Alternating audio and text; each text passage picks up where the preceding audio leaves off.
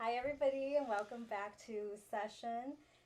We have a very special guest today, so I will let Melissa introduce her. So this is Mary. She is a fellow therapist as well. I just thought it would be really cool to have her because she has a specific thing that she works on. She has a specialization. So this is Mary. I will let you tell them a little something about yourself, like what you do, all of that cool stuff. Perfect. So my name is Mary. I'm a therapist as well, just like these two friends of mine. I started my private practice back in 2021, so it's been a while. During that time too, I was working in community mental health, and I noticed that I really liked working with the women. And then as I started to explore that a little bit more, I saw, postpartum depression, anxiety, how underserved that population was. And it got me really interested in that. And I think during that time too, I was also going through some changes. I was a new mom, and I started from there. And it just grew. I think it's really cool because she specializes in perinatal, right? That's like the title. I know you have a bunch of little like letters after your name. I don't know all of them. So it's perinatal mental health. Yeah. There you go. Clinician. So it's PMH-C. There you go. Just a long, cool title. So I feel like a lot of people usually hear postpartum, right? Not really like perinatal. So what does that mean? What does perinatal mean? Is like instead of postpartum, like what's the difference? Is there a difference? So I guess it's starting from the whole pregnancy, throughout, after birth, even with loss, right? Because sometimes pregnancies, are terminated, or traumatic births happen, or sometimes a lot of losses. And we also work a lot with, infertility as well in that topic. So everything that involves becoming a mother, basically. Yeah, everything. Or not becoming a mother. Or not becoming a mother. But, sometimes you can become a mother in different ways. Yeah. So that's kind of like what you discuss everything. Yeah. Basically. Yeah. And then sometimes you adopt. You could be a birth mother as well and adopt, and you go through changes there as well. Yeah. Yeah. And I would imagine also through surrogacy too, right? Like as a woman who is a surrogate mother, like maybe. Yeah, and everything that they also go through. Dang. And everybody's experience is a little bit different. So just like within each pregnancy. You did this trainee shit, or what? Like, how did you got? You're certified. You're trained. Yeah. So I'm certified. I began, I think, at the end of 2021, and I got my certification, I believe, early January of 2022. Oh, okay. Do you also, or with the traineeship, did you guys also like work with fathers? So we do work also with fathers, and we did discuss fathers.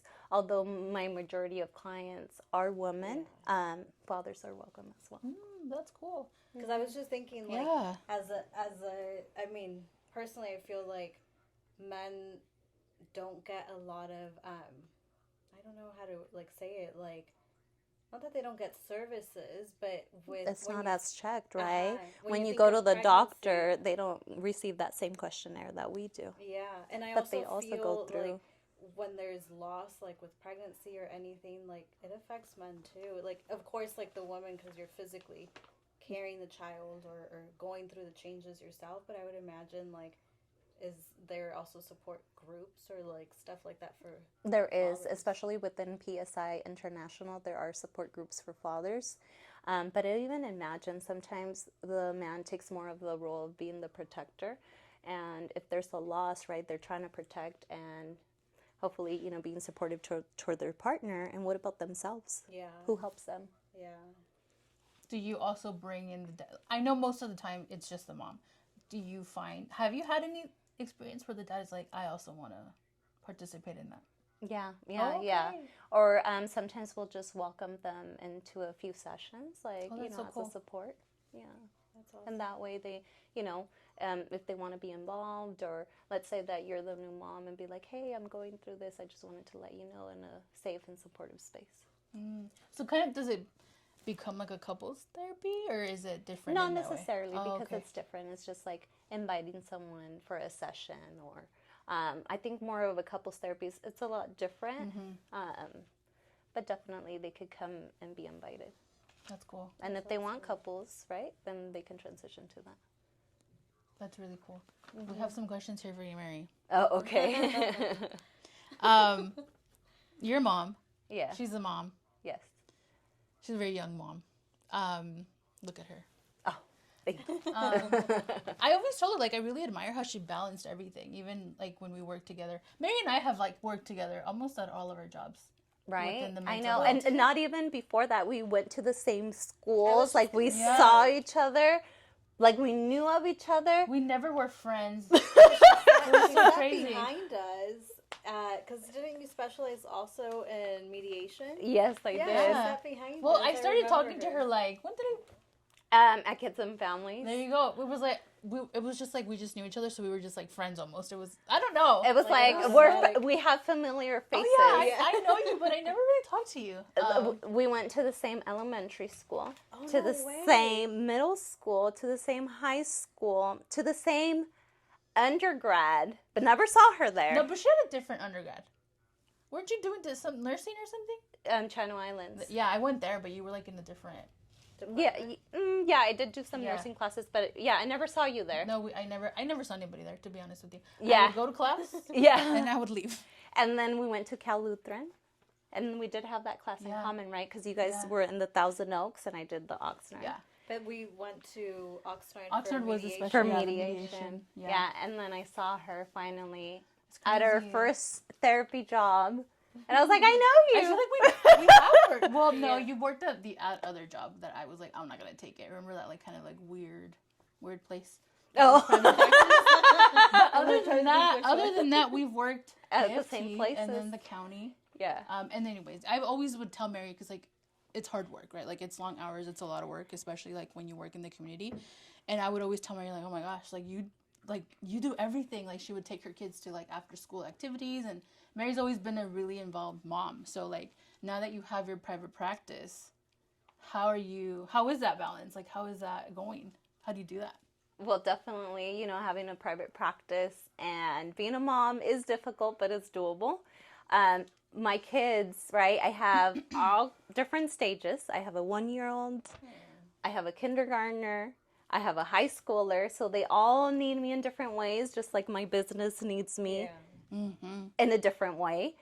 But,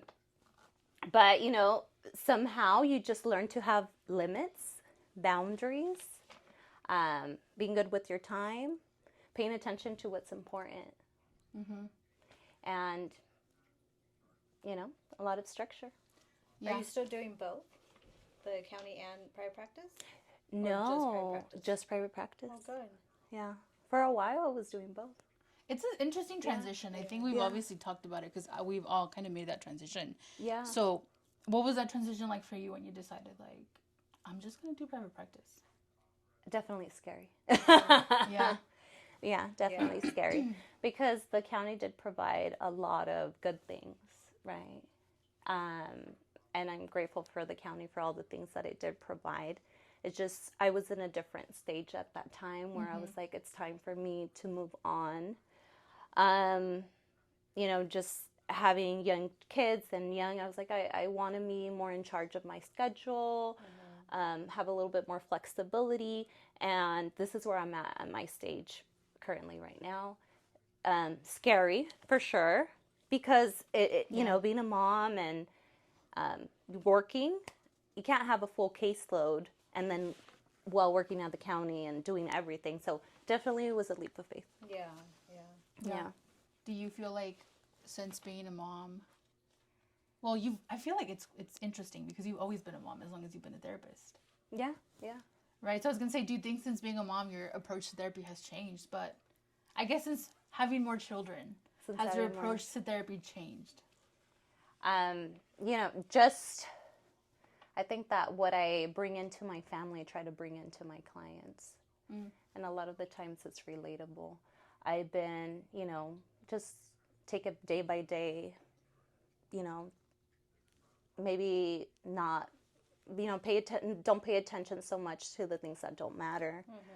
And I would also Just be say, me present. imagino that, I mean, I'm not a parent myself, but like, me imagino that as Melissa, you and I have talked in previous recordings or sessions, that even though, like, of course you're going to be different because you're not the same age you were when you had your first born versus your second, your third. Like, even though we have the same set of parents, doesn't mean that we got parented the same.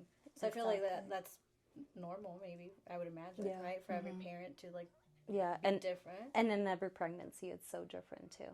I feel like sometimes I'm like, I feel like the first one was the easier one, and then, you know, and then it just progressed to maybe it was a little bit more difficult. And then I had a loss in between that, so that complicated things a little bit for me.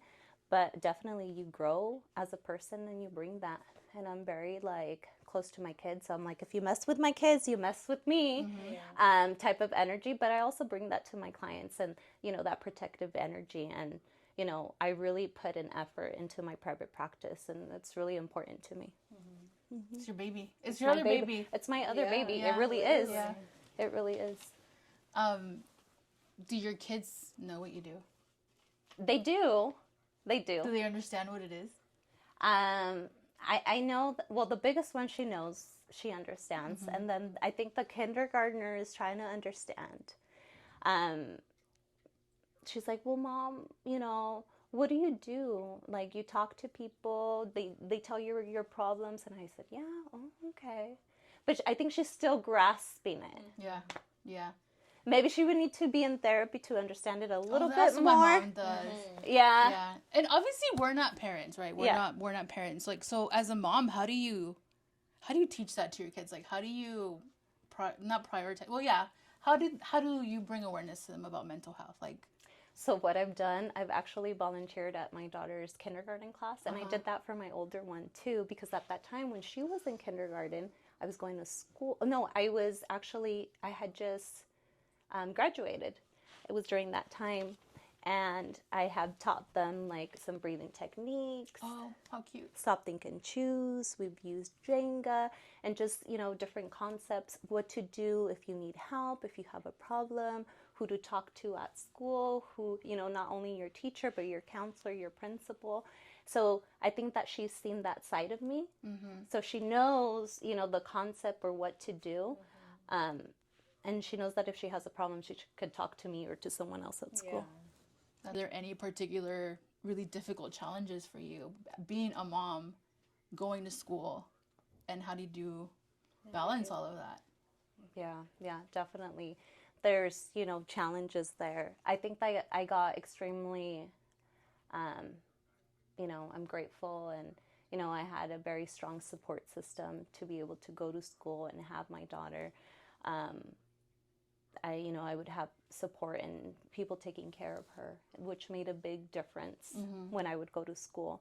And then when I went to undergrad, grad school, she was already 4 years old, so she was in preschool. So it gave me time for me to study. My job at that time also when I was going to school, I was very grateful. It was like the morning shift as well, so I would get out early, which allowed me to be able to do and to balance all the things. Yeah. But if anybody's listening, I would say, you know, just try to do it. Don't give up. It's so funny that we're talking about this, because the other day I was looking for a YouTube video of an Elmo, because I always put my kids Elmo. And there's this Elmo, but I couldn't find it. But I remember it as a child that, you know, it was like, don't give up. Don't give up. If you fall down, try again. And I think that I had that same mentality. This is hard, but I know it's hard. Don't give up. Try again. Yeah. Mary's always been that person that's like, but let's look at it this way. Mary's always been like that really positive perspective. And trust me, I overthink. I do get like, I find the no's, I think, right? I found the reasons why things aren't going to work out. And Mary's like, it's going to work out. Mary's like, no, what if you do this? Like, Mary's always been that person that's like, really looks at the bright side all the time. And she's always so nice and giving. And so I think that energy is really infectious. And it's because imagine si hubiera dicho no puedo when I was going to school. Yeah. I wouldn't be here. The difference that would really make on like where you're at today. Yeah. I had maybe it was like this blindness, right? a lot of people said, no, you're not going to be able to do it. I went back to school when my daughter was 2 months, and I said, I'm going to do it. That's crazy. Wow. I was like, I'm going to do it. Wow.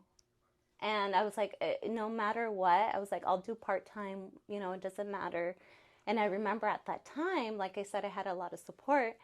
My mom, so I would do night school. So my mom would take care of the baby at night with Alice's dad, because they would help each other, because she was like a little, you know, cry baby. Yeah. And then in the day, well, I was with the baby. And then once the semester ended, I went full time. My cousin helped me take care of her. She never charged me. And she helped me. And I think I applied for like a CDR program that was going to help, you know, pay her. And at the end, I didn't get that one, but to go to another preschool, and we did that. Yeah. Yeah. The power of having a community. A community and that mentality, like, I don't know how, but I'm going to do it. I don't know. Yeah. It's interesting, right? Because who we talked to previously also really emphasized, like, that feeling of having that support system and being surrounded by the right people. Yeah. And just your family having your back, right? And it really shows you the importance of that community and cultivating those people around you. But I also think they shared something in common too. Like our last guest also shared how the importance and the power of, I'm going to do it. Yeah. I could do this. Yeah. Si I was like, no. And I was like, I don't know how, but I'm going to do it. And I remember some people laughed. I was like, I don't know. I was like, I know that I've always been good at school, and I want a better future for my daughter, and I'm going to do it. Yeah. Do you think the fact that you were young when you because you were really young when you had her, do you think that was a really, like, that motivated you more? Because I think people see that as like, oh, she's so young, or like a downfall. You don't mind me asking, how old were you when you had your oldest? 18. Oh, okay. I had her 2 weeks after high school graduation. That's crazy, huh? But look at her. You have like her daughter's beautiful. She's like, every time I see her, like, oh my gosh, she's like a full blown teenager. It's crazy. Yeah. Like right now, when I went to go get her daughter was outside. Like, who is taking my mother? Like, the kindergartner. Yeah. She was like, where are you going? Yeah. Yeah. But do you think that your age affected it at all? You know what? I think that all of my children have motivated me in different ways. I think that with my first one, I was like, I'm going to go to school. I want a better future. I don't know how I'm going to do it, but I'm going to do it. And at the end, I was like, I did it, and I was like, and I was able to do it in 4 years, and I did the first semester part-time, right? So I did the whole summer school and all that stuff, and I was like, I did it. And then I remember I was like, I want to go to grad school. I want to give her a better life.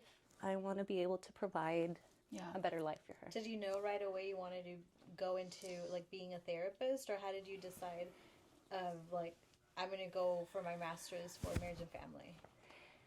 I didn't know right away, but I think as I started to explore and maybe work on myself a little bit more throughout that time, that's when I got introduced and I decided to go through that. Yeah. That's awesome. Do you have a specific moment when you were like, not all of us do. I do, that's why I asked, where I'm like, I think I just want to be a therapist. Do you have like a specific moment when you were like, this is what I want to do? Or do you think it just was gradual? I think it was gradual. I do remember a memory, like in middle school, you know, when you're like exploring, or what do you want to do when you grow up? I was like, oh, I want to be a therapist. I know, I can't even deal with my problems. Like, no. So, no, not necessarily. No, it's just where life took me. And I was very in between that and nursing. And I think I was going to wait, because nursing had also accepted me, but I had to wait a little bit longer. And therapy was like right away. And I was like, I'm just going to go for it. Yeah, and I was like, I want to do it. I really want to do it. Yeah. And I think my second motivated me to start my business. So my first one motivated me to start my business. My third one, the one that I lost, I think that one taught me to slow down. Because I was always hustle. I want this is what and I would accomplish it. So just really, being more mindful or more present. And then the fourth one, I think it was like, you just got to do it. And that's when I left the county. Wow. Yeah. See, I think it's so interesting how we all have like this journey, right? We all have like a story. Yeah. Everything falls into place. I think now that you have your little one, you're reaping like the benefits of all of that, right? Like it's hard work. It's still work, but you're definitely, like you said, working on your schedule, spending more time with her. Que también, oh my God, her babies, I've seen 2 of them grow up. Alice, I was there, but ya estaba grandecita. But like going to her baby showers, like knowing that she had her baby, being like, oh my God, she's so big. So it's really awesome to experience that with people and just like seeing the growth within us too. Like the things you remember, like, oh yeah, when you were pregnant, this happened, or like remember when we had this person that was so crappy to us, or and it's true about her slowing down, because I remember when she was pregnant with her second.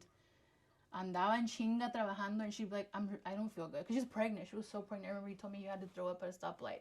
Porque tenías que ir because I would travel at the time. And then I remember, I know, Mary, like, if I was you, I would think in my head, I would call out, like, I'm sick, right? But, like, again, that motivation, it really speaks to Merrick's work ethic and, like, her motivation and, like, how much she works for her babies, right? And so, yeah, I mean, I can definitely attest to that and how much of a hard worker she is, and, like, the slowing down. Right. Because I remember at that time, it's also when you were like thinking like, I want to do this for my baby. Like I need to find different things to do.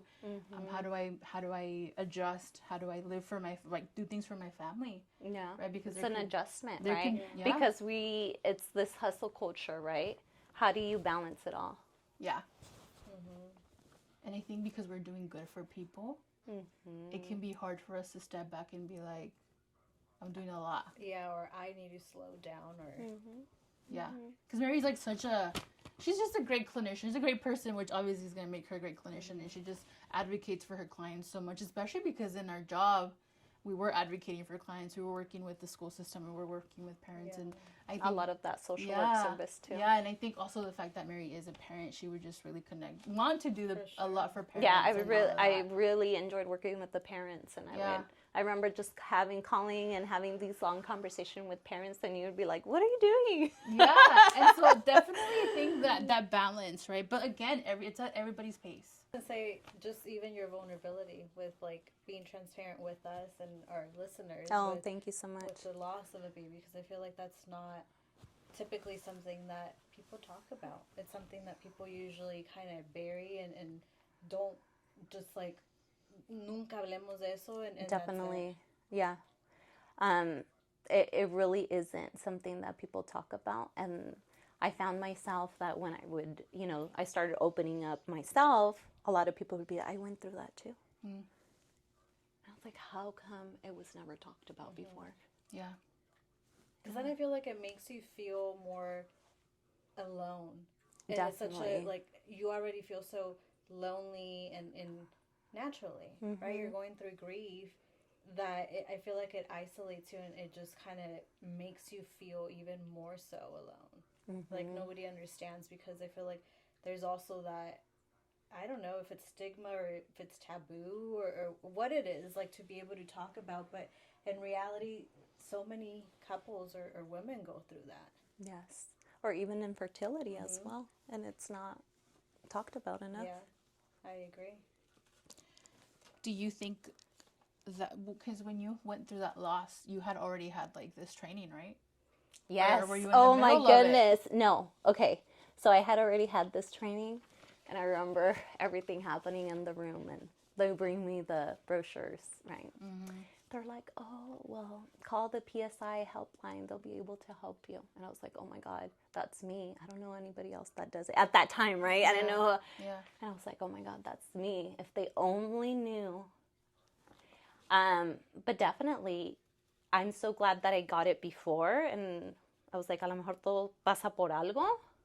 Yeah. Because now I'm like, I have this like bigger lens and extra view.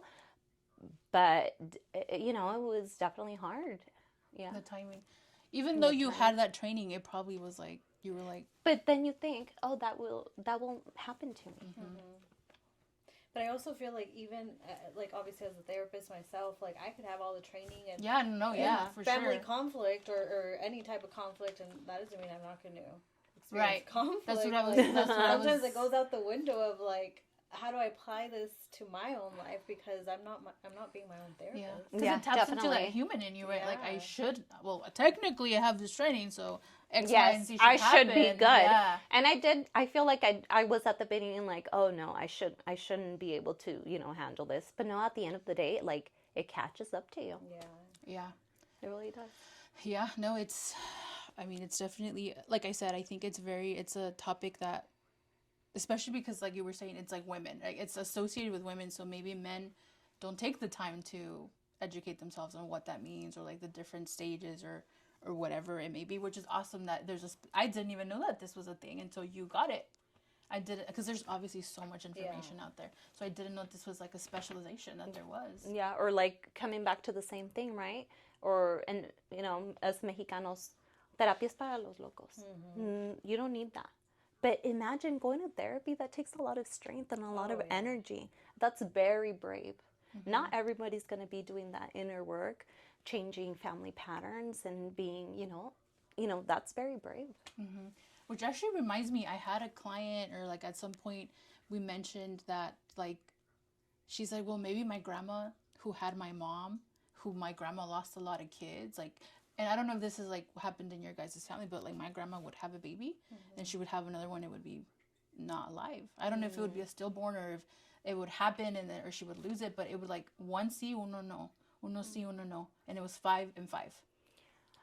Yeah. I don't have a similar story, but I do have stories of like my grandma losing to like a one twin, like a, and or my other grandma from my mom's side also losing a baby, and both of them not being able to go to the funeral, right? Because over there in Mexico, everything happens really fast, or they don't want them to suffer, right? So they go and they bury the babies, which in reality, you lack closure. And then we also have to think about, like, back in the day in Mexico, in the rancho, right? Like my dad's side, there was no doctors. Yeah.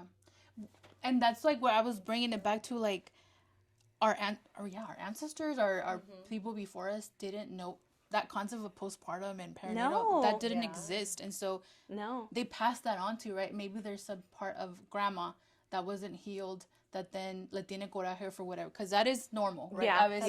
That's part of postpartum, right? Like the sadness, the anger, there's a lot of feelings, right? Definitely. And so le pasa el coraje a la mamá, right? And then my client I remember she was very sad, but she's like, you know what, I was thinking like maybe my grandma never processed like her postpartum and then passed it on to my mom, and then my mom passed it on to me. And I don't think, or it could even, because if you think about it, we're very tied to our maternal grandmothers because we are already inside of them. Yeah, that's crazy. So whatever they went through, we could also have like the residue, or I don't know what other word to use, of like whatever they experienced if they didn't heal or do the work. The impact, the trauma. Yeah. Yeah, so that's because even I think us, like postpartum or whatever, I don't even know if my mom has the concept of that being a thing. I don't know how early on or how far back it was introduced into our culture and society. So not even that far back, because I remember when I had my first, right, I was a teen mom. Never did they assess for depression, for anxiety, nothing. Wow. So very recent. Very recent. As we know, mental health has made strides recently, right? Even when we were in grad school, it wasn't this like as big as it is now. No. And so I think we don't think about that stuff. At least, like, we all have our faults, right? I hadn't thought about, like, oh, yeah, like, your grandma's postpartum was probably passed to your mom. Yeah. We think about, like, the trauma and the lack of processing and stuff. But I had never, like, thought, yeah, postpartum in the past. Like, how has that gone down generations? But I feel like that's why it's such an important question to ask when doing an assessment with a new client, right? Like, asking those questions, do you know anything about, your mom being pregnant with you, or how that pregnancy was? Because obviously, as we know, it does affect and impact. As a matter of fact, I don't even know if I've asked my mom, like, hey, did you ever feel that? But that raises the question too. How were you postpartum after? And that your questions will also help her explore. Yeah. And I also feel like, how often do women talk about it? Do they even feel comfortable even talking about it? Because I feel like that could have some guilt of, I shouldn't be having these feelings. Like, I can't Or say thoughts. that out I shouldn't loud. be having these thoughts. Yeah. And that's a very common thing. Like, I shouldn't This is all I even wanted. talk about it. I wanted my baby. Why am I not like elated? Because unfortunately, Why am I it's called feeling- like the baby blues or something, right? I don't know all the concepts. But like them feeling like this is what I wanted. So like, why am I feeling like this? But it's normalized because look at all the changes you're doing, right? Let's normalize all the transitions that you're doing, right? You're no longer just you. You're like you and baby now. And then when a baby is born, a mom is born, you know, a new identity forms. Yeah. And sometimes it takes a while to figure that out and how it looks like.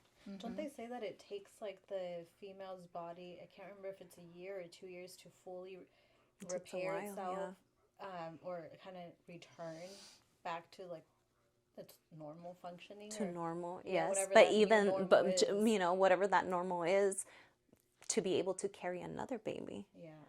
But, you know, but then there's also these other changes that happened within the mom itself. And kind of going back to what we were saying, like our ancestors or abuelitas, like for that matter, do they really even have the time to heal? Because oftentimes it was like tenían uno y seguía el otro. That's what they're they're saying de that la my grandma, cuarentena. yeah, that's why they're saying that my Yes. grandma probably the babies weren't sustained. Porque luego, and, you know, like obviously things were different and like protection and all that stuff. I don't think they believed in that. It was just like when the guy was ready, let's go. And then a lot of it was also the religion, The right? religion, yeah. Yeah. So yeah, I think that's that's what my mom says sometimes when it's not her mom, but it's my dad's grandma who, and I wish like my grandparents were still alive so I could ask them these kinds of things, right? Because I was so young Should be cuando so interesting. cuando nos decían estas cosas that you don't think to ask, or you're like, Yeah. oh, I don't want to be like, ooh, And then just a sometimes, metiche. right, it's also like for them to explore and break cycles. Because I remember when I was going to grad school and I would ask or point things out to my mom, ¿Estás enojada? Right? She'd be like, ay, no, come on. And then she'd be like, oh, no, sí. Sí, ya estuve pensando si tienes razón. You It know? is hard, I will say, as a therapist to not like tell your mom how to parent or like Or be like, hey, I noticed this about your, you know, your Yeah. family or of so-and-so. But I think it's interesting that the common theme is I always hear, like, just like, at least in my own personal experience and with clients, siempre es lo primero, estás enojada. Like, why does it have to go into estás enojada? Like, where if you're just shedding light, if you're just like trying to bring awareness or like, you know, to get it's- defensive. Yeah, like I've never understood It's that protective, right? Like that, no me digas nada. Me quiero defender. Me quiero Yeah. defender. Yeah. Nah, no es cierto. I know it's a TikTok thing, like, no es cierto, but it's true. My mom goes, no es cierto. Yes, you did. No te acuerdas, Okay, pero no. sí es cierto. And I think we also don't realize that when you're little, that can come off as, like, dismissive. Oh, for sure. Right? But now that you're older, you're like, oh, es que they're just trying to, like, act like we didn't hurt our feelings or something. Obviously, as a therapist, it's very different having your relationship with your parents, right? But I always tell my clients, don't think that I didn't have to work on my relationship with my mom and my parents. And I'm a therapist. Or still don't, you know? Exactly. Like, I'm still working on it, girl. And so I also try to normalize. And I think it's also really interesting that sometimes our closest bond most of the time is with our mom. Right? So our mom, recibe lo bueno, recibe lo malo. Right? Usually it's mom. Yeah. Usually it's mom. And so also normalizing that, like, being a mom also changes you in that way where you take that, like, you're almost the one that gets attacked the most by your kids too. Yeah. Attacked or loved, right? Or whatever we want to say it. But I think, and also that link of, like, a lot of eating disorders are linked to, like, your relationship with your mom. Really? Yeah. know that A lot of eating disorders stem from bad relationships with mom, or your relationship with your mom. Just because your mom, again, is that role model for you, right? It's Such like a your big first person. Yeah, it's the first person that you look to. And I know, like, dads are getting more involved now, but typically as a woman, right? Because you're a girl and a girl, you feel And I like feel more of a culturally. connection with your mom. Just like You learned a lot of things from your mom, even as how are you going to be as a mom yourself? What's that role that your parents had? What was their dynamic? Were they traditional? Were they more modern? And how are you parenting? Does that resemble your own parents or your partner's parents? Yeah. Or a lot of people like, I don't want to be like my mom. Or I realized that I was doing things like my mom and I didn't like that. And Or even obviously... But how hard is it to break those cycles? Right, and that's another level of therapy, right? Another level of awareness. What I was going to say was also, I'm sure, you parenting or reparenting yourself through your own children. Of like, oh wow, I wasn't asking for too much. Maybe my mom or my dad couldn't do that. Or why did my mom and my dad resort to hitting? You know, like maybe they didn't know how to manage their own emotions because I would have hit my kid. Whatever it is, like. Yeah. What's your, maybe this is too personal, but what do you think is like your parenting style? Let's see.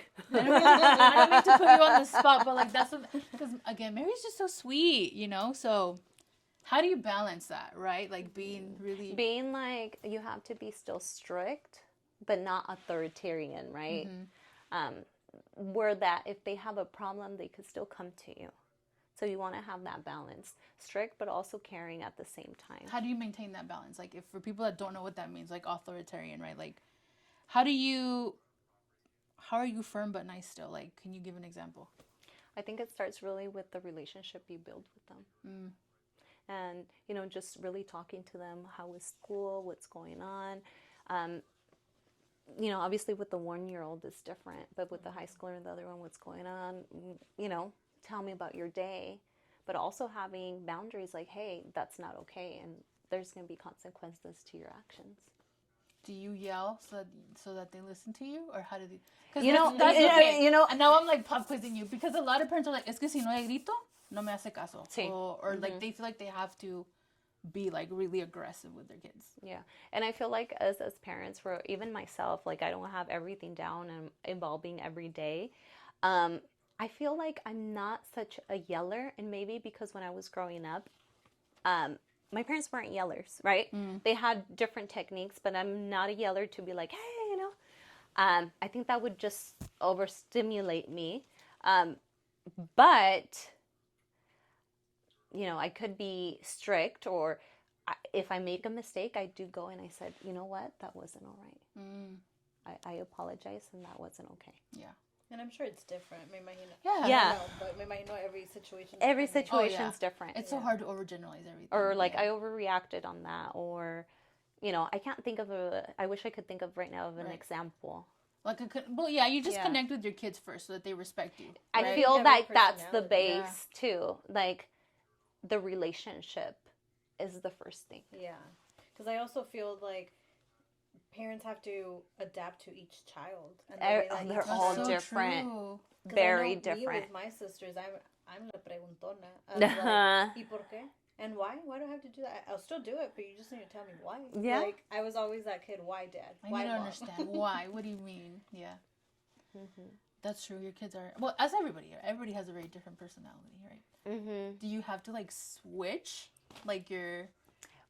They're in very different stages. Yeah. Yeah, so I do feel like I have to switch a little bit here and there to adjust. With the oldest, it's more like, hey, like, tell me what's going on more. And for me, it's like, I want to know if something's bothering her. I want to know what's going on. If I saw that she was acting a little bit weird, oh, how was school? Oh, you know, tell me about your friends. Just being in tune with her. Yeah. Just being very in tune, and I think that's very important. With the kindergartner, we're focusing a lot on the words, on reading, on the letters. For, you know, she's in that stage where she's like, I don't want to do my homework. Right? So where sassy. where my high schooler, she's in honors and stuff. She's very self-sufficient. Maybe less, and maybe for her it's like, don't put so much pressure on homework. Also focus on your self-care. Balance. Take a break. And over here, I'm telling her, oh, no, it's already Too time. much break. It's too much break. You need to come back. Yeah. Come on. Why do you know, how come you don't want to do this? Yeah. Let's work on a reward, a reward system. And then with the little one, well, very different. You just enjoy her. Enjoy her. We're learning a lot of songs, too, with her right now. And she has her older sisters, too. And so she's doing her ballet. I just signed her up for a mommy and me class. She's enjoying that.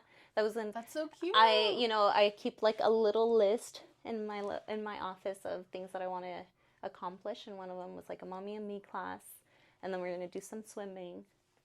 How cute. fun. That's so awesome. Well, I won't keep you much longer. Is there something that I know like we specialize or you work mostly with moms and women. Is there anything that you would want to tell them if they're ever feeling overwhelmed, something that kind of to center them or anything like that? Well, actually, before that, I think maybe a little bit about like who would be like your ideal client, or who can, like, someone looking for services of like, okay, well, yes, you touched on like loss or infertility or postpartum, but what does that really mean? Like, what do I have to, like, criteria, because some people may not know like what that means, or so what would be like the ideal client, or who can seek services through you? So if you're not feeling like yourself, maybe you're a new mom, you went through a loss, either a loss of a baby or just infertility, you're not sure really what's going on, maybe some anxiety, some depression, not feeling like yourself, I would just I would reach out. It doesn't have to be this big old thing, right? Because sometimes we wait. We're like, yo puedo, mientras yo puedo. Let's not wait till it gets out of our control, out of our hands. Call, reach out, and we'll take it from there. The first session is always an assessment, and I also offer the 15-minute consult to see if you're the right fit. So someone, maybe a viewer, asking like what would be a difference with like us as therapists versus you with this specialization, what would they get different in regards to the treatment? What could they expect a little bit different? Is it like more tailored, like, I don't know, like interventions, or like what is it that you do that's a little bit Yes, different? it's more tailored towards moms. I want to say like 99% of my practice, it's mostly moms, new moms, or they've gone through some loss or infertility. So just very tailored on that. A lot of my trainings that I do for further education is within this subject. I focus a lot in my growth and my time to grow and to be able to help this population. Like, just have more background on what it means to be. Yeah. Because, like, we might have an idea of what a miscarriage is, right? And we just know, oh, like, unfortunately, the baby didn't. But maybe Mary knows, actually, what happened in your body is X, Y, and Z, or whatever, right? She just has more information than what we really, outside of the basic. And Mary can help you with anything, right? But that's just what she's, like, specialized in. Yeah. And I could connect you with resources, or if you went through a loss, you went through miscarriages, develop coping skills. Who are your support system? Who are your doctors? If we need to connect with them, we will. And just going from there. And each client, what I do, it's their tailored their support can vary. I just very tailor it to them and to their needs. Okay. Are you currently accepting new clients? How could they find you? Yes, I am accepting new clients. You can find me at monarchatherapyhealing.com, and in there you can schedule your free 15-minute consultation, and you could also find me on Instagram, Monarca Therapy. Are you connected with insurances, private pay? Yes, so I do private pay, Optum, Aetna, and Carelon. Awesome. For Ventura County only. Disclaimer, Ventura County only. Yes. But she's really great, so if you guys don't have insurance, so she's you don't worth take it. Anybody else outside of Ventura County? With Carelon, with no. Okay, I see. With insurance is limited. With that particular insurance. Okay, so but I can see anybody in California. Got it. Okay, so if they have Optum, anybody in California. Anybody, Aetna, anybody in California, or even cash pay, anybody in California. Awesome. And I have to ask, because I love your name, how did you come up with your business name? Oh, thank you. Monarca Therapy. So it took me a while. What do I name? I was just talking to my dad, someone that I I respect him a lot. And I gave him my ideas and something about a butterfly, something. And Monarca just really means like kind of like the head of the family, which I think that moms are. And at that time, I hadn't had my specialization just yet, but I think it was something that I was, looking forward, and the meaning that the Monarca has. My family's from Michoacan. Monarcas are very important there. And that's how it evolved, the Monarca Therapy, kind of like the head of the home, kind of like the woman. I love so powerful. That's really cool. Yeah, it's beautiful. Well, thank you so much. I'm sure you're people are really going to welcome. learn a lot from this, so we're really appreciative that you came. And thank you so much. So if you guys want to reach out to her, we'll leave all her info below. And whoever works with her, very lucky. She's very helpful. She's a great clinician, great person. Highly recommend. So thank you guys so much for watching, and we'll see you next time. Thank you. Bye-bye.